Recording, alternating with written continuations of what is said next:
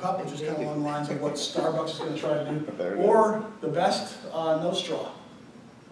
And I was at the First Watch last week, and waitress came and I said, she brought a plastic straw and I handed it back to her. I said, please put this back in your inventory. I really don't want to use plastic straws. And she goes, well, can you help me understand? Because I've had like 4 customers in the last 2 days say they don't want to have plastic straws. What's the big deal? So I gave her my 30-minute lecture. And then she quit and started crying. How this works. Showed her a short video. And she went into the fetal position. The owner came out and said, please, I'll get rid of the straws, but you'll just shut up. But help her to educate, to kind of just say, versus just giving somebody a straw right away, maybe just saying, would you like a straw versus doing it, but it's just a matter, some of it is just a matter of habit for people. Just don't do anything. If they want a straw, they can ask for it. Yeah. And give it to them. I just saw an article this morning, Grand Rapids bars are doing away with plastic straws.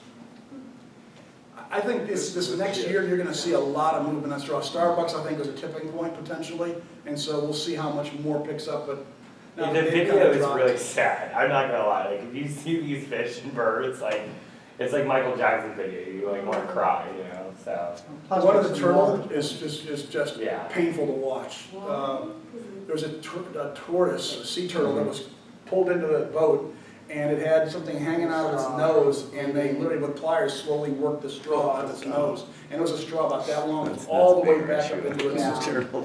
And it was painful to watch them just slowly work it out in blood, and it was just. And when you do that, you kind of go, you know what? I can forego a straw.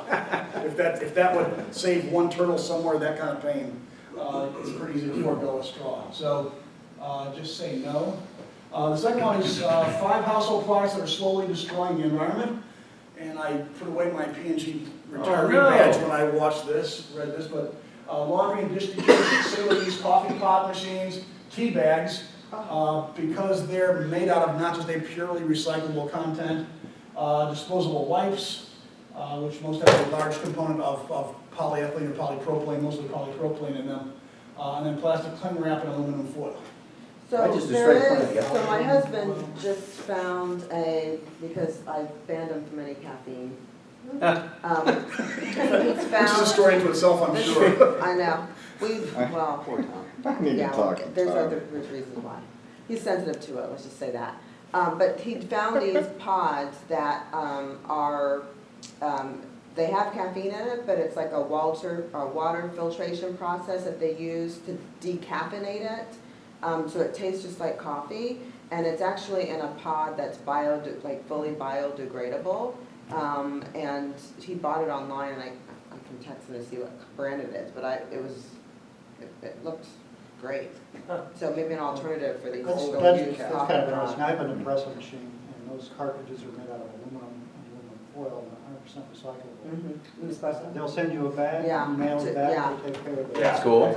Coffee goes to the gardeners, the farmers, Yep. and the aluminum's recycled just like beer cans. Yeah. Did Tom The thing tell? we can all do is we can all raise our voice and complain. So going on to. I was just curious if Tom told you call that wherever you can make a difference. he and I are having coffee and cigars later today. But He did ask for if your that will get him in number. trouble, He did ask for I your will number. text him and tell him we're not allowed to do it. You gonna do cocaine with Yeah, sea turtle? yeah. So that's kind of what's going on out there. With that, my mouse is being nice. I can't help.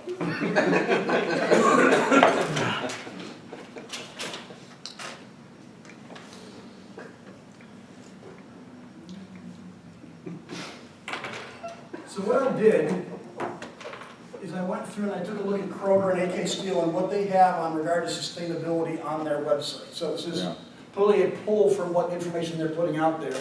Opportunity for y'all to kind of take a look and say, what else are they doing as part of your conversation? But I thought I'd try to flag this out and see what we can do with it. So first, this is a reminder, triple bottom line, which you now are well versed in.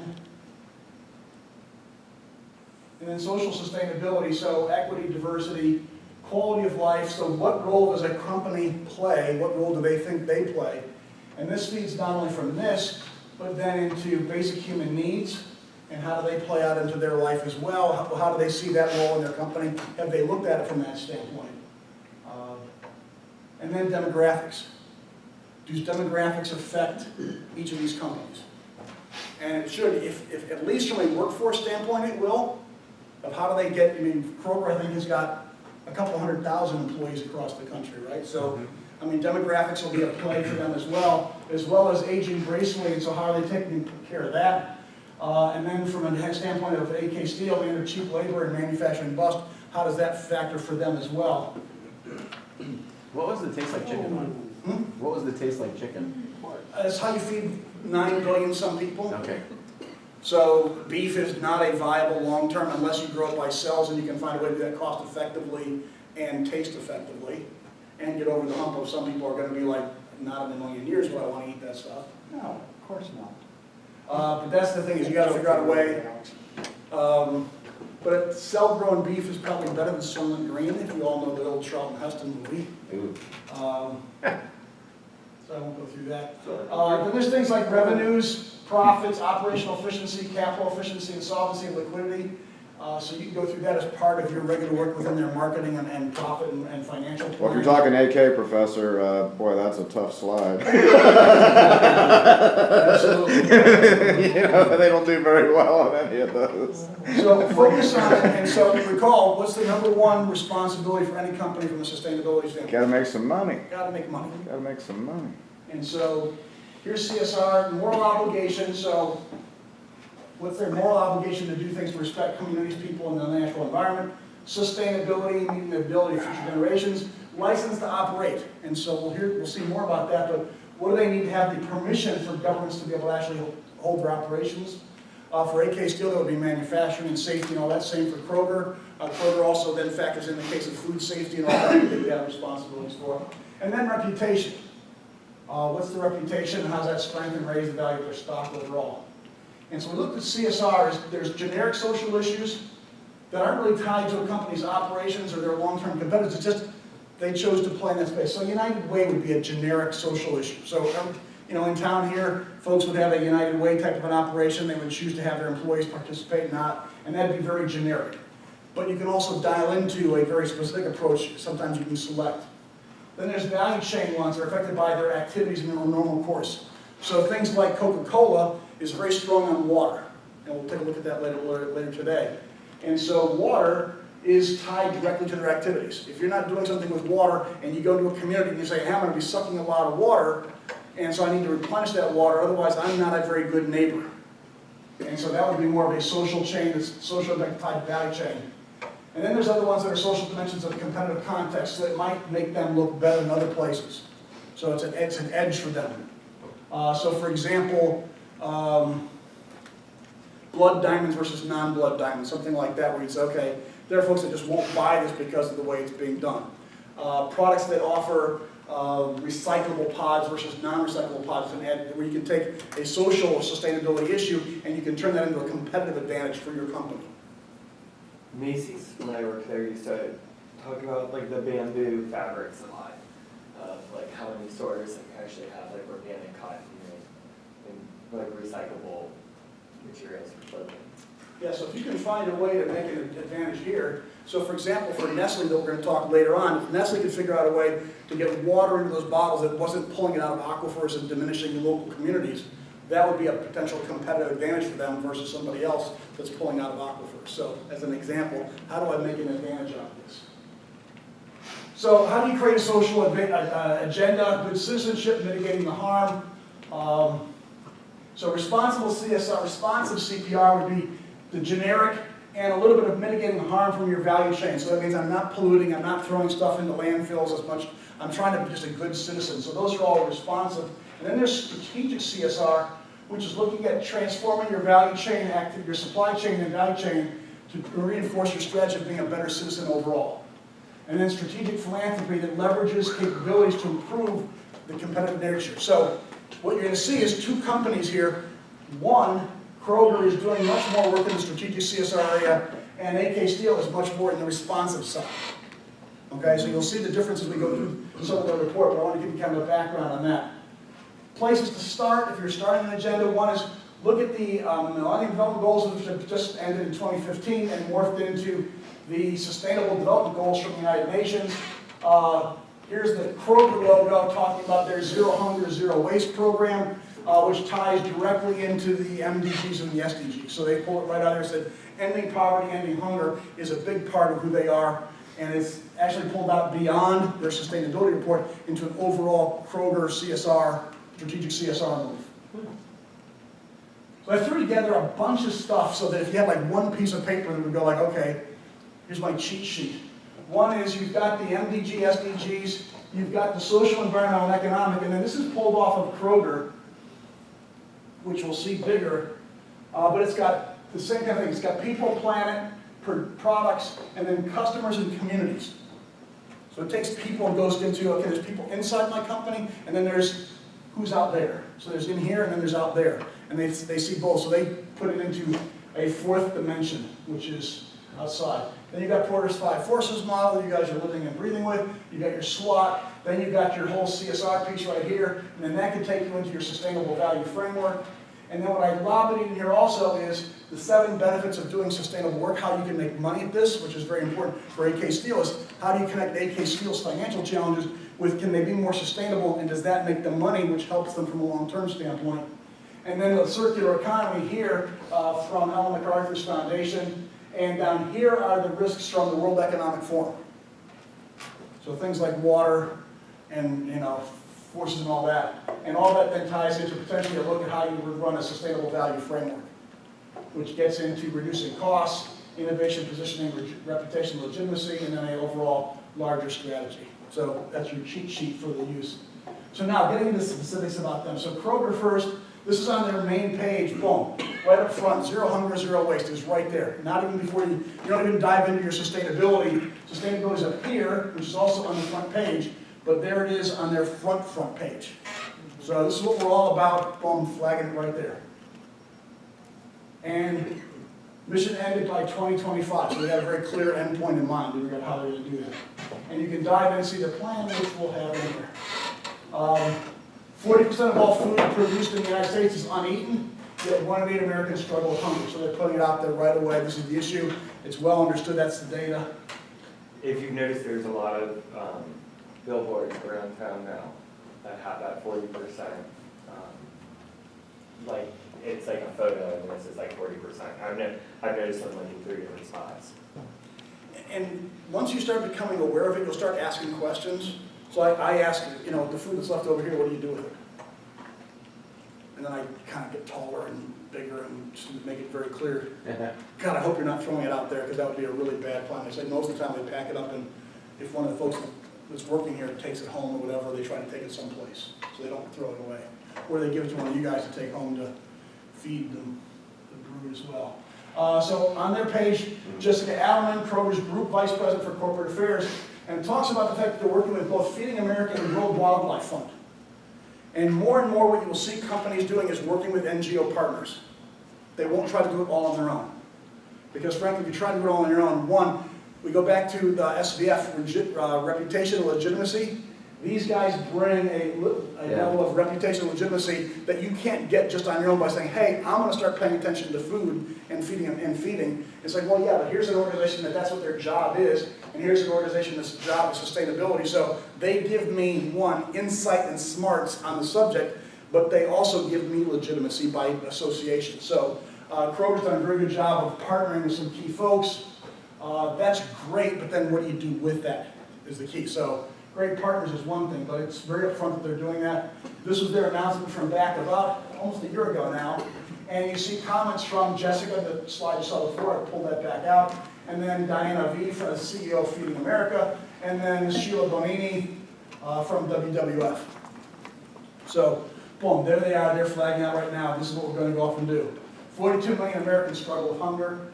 An estimated 72 billion pounds of food ends up in a landfill every year in the U.S., which is just awful. So here's their plan. Again, by 2025, 10 million innovation fund. Unclear what that is and what that looks like, so that'd be a good conversation to have and say, so how are you spending that $10 million? And we can talk about what that might be. Accelerate food donations, so this is out of their stores, so that they don't want to have their stores throwing any food away. Okay, so that's step one, is don't throw anything away. And I worked with putting together the Cincinnati Food Waste Action Plan about 1.5 years ago.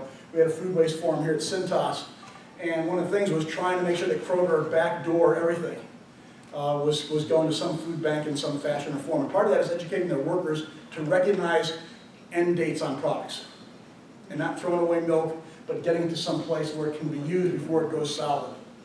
Yeah, isn't there a big push around that too, changing those labels? You might know, like, because I heard that it's not right. I mean, I follow it, I'm bad about that, but like. Well, you throw things out when it says. Yeah, But but the I sell heard, by date. yeah, but a big contributor to that 40% is like the fact that You people can do it on sell milk, by like on date. milk and dairy products, you can go 7 days past the sell by date. The sell by, I think, is get out of the store by. Yeah. Yeah. Yeah, they have, like P&G, we have a sell-by date on our, that we won't move our soap products and the like. And usually it's about a year after that that they start to really lose functionality. Because they've taken tests and said, how long is Alex gonna have these Tide Pods in his laundry room? And it's like, it could be, if he buys a big one, it could be 6 months to a year. Yeah. And it still needs to perform. And so we back it all off of that, when's it gonna lose its functionality? What do we think the use level is? And then that's the date that we then set in place. Yeah. So, sell-by date, it's like that bad beer date, Budweiser did a bad beer, Better be Yeah, better be set a fair. beer date or something like that. And so, Wow. those are all recommendations to when it can go out of the store, not necessarily when you stop using it. So sniff and smell in a lot of cases. For a lot of products, it's perfectly fine. They usually have planned far, far beyond anything on those dates. One question that I have related to this as well is, what kind of restraints are put on a grocer about giving away food? There have to be challenges around that. Are there any issues about how they can, what they can deliver, or how they can deliver it, or whom they can give it to? Okay. I thought they had to throw it in the dumpster, otherwise if they, someone get accused of food poisoning, something. That was my question. Is there any liability for a I'm going to grocer? walk you through that. Okay, great, cool. So we'll talk about food waste, but it's called the Bill Emerson Act.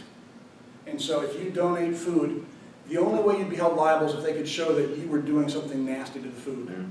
But if you know, like you make chicken salad and you left it out on your back porch for 3 days and then decided to donate it, they could say, well, that's just not treating it correctly. But as long as you had a party at your house and you refrigerated the results and you took it to a food bank, that's perfectly fine. And you're protected from any kind of liability by what's called the Good Samaritan Act, which is the Bill Emerson Act. Okay, cool. And it's just to protect people. But there's not a lot of knowledge of that, so we try to teach it constantly and put it out more so you know you have protection. Because there's a concern from folks, I don't want to have somebody come back and sue me. But that's why Kroger can also do that as well. So donating about 3 billion meals. Donate not just more food, but more balanced meals. So we're trying to also, one of the things in food deserts, everybody know what a food desert is? Everybody know? Somebody not know? So food deserts are places where you don't have fresh grocery food stores, etc. So typically those are more poor areas of the country where, like Kroger doesn't have a lot, like an OTR, they've got a small operation, now they're planning on building a bigger store there. But it's places where you cannot get to a store that has fresh produce, etc. And so it'd be a food desert. And so they're trying to get more food operations to those folks. Yes, ma'am. Just some additional commentary. So that report, that picture, the front page report picture that you had, so it goes into sort of what they've done this year. So, because you like whenever you hear someone say, "I'm going to do all these great things," it's like, well, what are you really doing?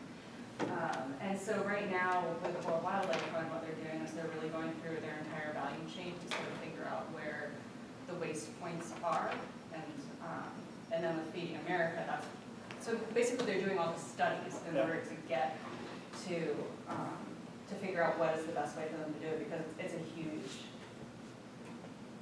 strategic shift. Why is the World Wildlife Fund a legitimate partner in a, so as the layperson from the outside, I'm thinking, okay, well, they want to protect pandas. What is that? I know that's not accurate, but help me understand why they're a valuable partner. Feeding America makes a ton of sense, but why is World Wildlife Fund? So in the international development world, value chain analysis has been a huge push for many years, because it's the understanding that you teach men to fish and feed themselves. So it's like giving away stuff doesn't have the same impact as really developing the economy. So a lot of focus has been on sort of value chain development and analysis and sort of figuring out how to do that. And the World Wildlife Fund is a big player in that because they try to protect, you know, if they're trying to protect a environmental situation, in order to protect it, they need to make sure that the economy around it is robust, so that they don't rely on resources in that space. So the World Wildlife Fund actually does a lot of work with value chain analysis and sort of figuring out where opportunities are and where holes can be plugged. A way I simply think about it in my own head is, if I look at Greenpeace and WWF, Greenpeace is more of your in-your-face activist on the street corner. WWF does a lot more corporate partnership work. And so we've been, at Proctor, we worked with WWF for years. Things like palm oil, where Greenpeace would get on the side of our building and hang a tiger there. WWF would work with us on a palm oil strategy. They were very slow on waste. They've just started doing waste in the last couple of years. When I was in Proctor, we met with them, they didn't really do much in the area of waste. They knew that was a frontier they had to get to. Okay. So Greenpeace, in my opinion, is just another eco-terrorist group. That's really what they are. So it's same people, remember years ago where they were setting SUVs on fire? What a fine thing to do to other people's personal property. So a company, when they have this kind of attitude, I lose all respect for that. WWF is not a, they're a let's work with you to try and help you get there. So as AK Steel takes a look at, hey, what do I want to be able to go do? You know, those are folks you can partner with that can help you through things. Sure. Other ones here advocate for public policy solutions to address and divert food waste. And so this could look like in a local community, for example, one you can ask about is we don't have composting on site in Hamilton County, Cincinnati area.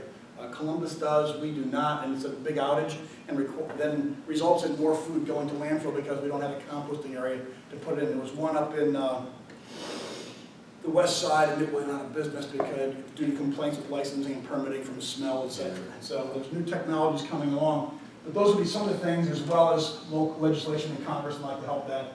Achieve prior goal to be a zero waste company by 2020 and zero food waste by 2025.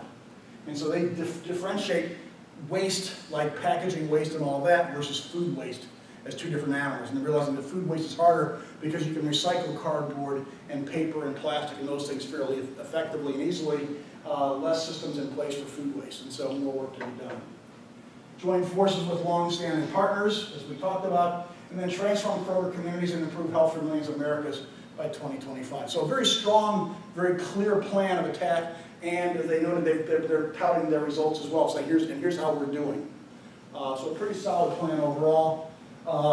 Here's just a press release saying the basic same thing as their lovely slide. And this is what their sustainability report looks like. So 12th year. So one thing, if you look at a company and say, how long have they been at it? Companies that have been doing well in sustainability or that have been after it all started putting out serious sustainability reports in about the 2007-2008 timeframe. So they might have been putting out something before then, but about 7-8 is when corporations started really getting serious. So Nestle, we'll talk about, Nestle didn't start until about 2012. They were late to the game by about 3 or 4 years. And so that's how you kind of look and say, you know, when did they get after it? So you back 2012 years up, you'd be right in the 2006, 2007 range. So Kroger was getting after it fairly quickly. They saw it coming. And so they'll talk, here's your 4 matrix, your customers, communities, people, planet, products. And I'll go through a little bit of those easily, and a letter from their chairman and CEO. So boom, there's the big dog talking about it, and we're just laying out what's important for them. And then flagging out as part of the letter overall, here's the 4 big focus areas. And there's Zero Hunger, Zero Waste plan, which they tout as even above their sustainability plan overall. So targeted like that. Then there's the chart that you saw on a much smaller basis. And they drive their entire report through that vision and window. So customer satisfaction and digital interest. So customers and communities, we put our customers and communities at the center of everything we do because we care. Customer satisfaction and digital innovation, food access. We're increasing the availability and affordability of nutritious food in our community. So this is addressing that food desert issue. So you'd expect to see action plans under each of these, and you can go and dive down and learn more. Health and nutrition, more dietetic food choices, and then community engagement, being a good neighbor and trusted partner in the area through charitable giving, etc. people, attract talent, and then associate health and safety. So those 2 key areas, get really good quality people in, and then let's make sure we take care of them and we keep them safe when they're doing their work. There's been 2 key pieces in there. And it talks about diversity in here somewhere as well. Associates here, I put this extra slide in here just because it talked about 66% of our associates are covered by collective bargaining agreements to negotiate with local unions, affiliated with international unions, 366 agreements, usually with terms of 3 to 5 years. Our objective in every negotiation is to find a fair and reasonable balance on compensation packages that provide solid wages as well as good quality, affordable health care and retirement benefits while also keeping our family of companies competitive in the market. It'd be an interesting conversation to say, well, does that mean a living wage? What does that mean for them? Are they committed to a universal standard minimum wage, et cetera? How do they deal with that? It's not something that did not get fleshed out here. But they did say they were trying to be competitive and also to take care of their employees. But does that mean you still have people that are stocking shelves and all that are making like $7 or $8, $9, $10 an hour, or are they making $12, $15 an hour where they can have a life to do? So not really clear over here. Total number of employees, 450,000. 91% work in retail supermarkets. Our plan, so zero waste, waste diversion from landfills, energy and emissions, goals in place to drive energy efficiency, adopt renewable energy, and reduce carbon emissions. Food waste, we talked about by 2025, eliminating all food waste. And then water, reduce water usage, find reduce opportunities, and manage water discharge quality to protect local water sources. So the basic 4 they've got there, they're handling that pretty well. And then products. Better for you products, so offer more natural, organic, and eco-friendly products. Responsible sourcing is how are they getting it in? So making sure that responsible procurement, so less palm oil usage or at least sustainable palm oil practices, etc. So are their suppliers doing the right things, or are they using child laborers, etc.? Food safety in here is important. Sustainable product packaging, and then supply chain accountability, making sure that they've got the right kind of sourcing commitments in place. So all of those things are in place, very simple goals across that matrix of water reduction, emissions reductions. Our brands is their own private label brands, making sure that they're optimizing packaging for their products that they can control more directly. Stewardship and responsible sourcing. So they do a lot of pretty good things. It's been there for 12 years, solid program, well run, good partners. What are they missing? What do you look at it and go, I didn't hear anything about this? Anything would jump out to you? I mean, I know I'm on the other team, but Kroger's not had great financial results the last few years, and which puts stress on their ability to implement all of these plans. I'm not saying they're mutually exclusive, but if you just read all that, you go, well, that sounds really great. And then you pull out their last 3 annual reports, and you go, well, nice chat, but it'd be okay if you'd make some money out there. So it seems like financially, they're the Amazons of the world, and they're in a state of flux, and so is AK, and that's a different topic. Yeah. But I'm not saying it's missing. I'm just saying if that CEO doesn't crank up the profits, there'll be somebody else's face on that annual report in a couple of years. Well, they just had a really good earnings call. In fact, they were up 10%, and I think what that speaks to, Rick, is, and I don't disagree with you, but I think what it speaks to, I'm talking a little bit loud here, but is they've established a new strategy organizationally, and they're working against that strategy. And what I suspect is, and I hate to sound like a pessimist, but listen to me as a pragmatist. What they do is say, here's the strategy for our organization to be viable and to make money and to be profitable and to advance the value of our shares for shareholders. And here's how we can make a sustainability plan work within it or enhance it. So I think that's probably where they're arriving at this point. I would say something that I thought was missing was about plastic bags that are probably used in their stores. I do think if Kroger wants to be able to compete with Whole Foods now, aka Amazon, is that a big part of my generation definitely looks at things like that, and that whole type of experience of what Whole Foods stands for, we're willing to pay, I think, the extra money for that. How they don't have plastic bags in their stores, like, if you live in a city like Seattle, you can't have plastic bags. You know, so it's like, how can they kind of take, I think, like, their stance like that, be able to kind of implement that, like, across the country to really, I think, kind of make a difference. And I think that these types of plans are aligning them more closer to that Whole Foods maybe model, because I really do think that this is becoming of increasingly importance in a different generation.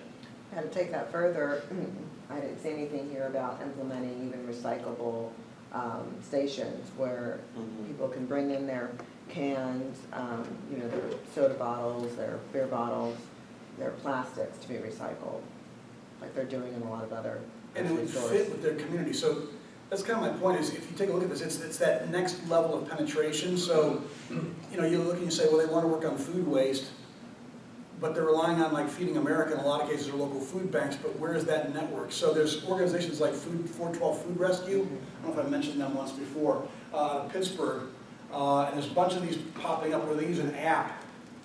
So if you've got a party and you go, hey, I've got a bunch of macaroni and cheese left over in tins, you know, you can click, click, click, and somebody comes and picks it up and takes it to a food bank. That's cool. And so how does Kroger play a role in that, or does Kroger kind of say, you know, I'm staying out of it, because frankly, I think they should figure out some way to be involved in that in some fashion or form.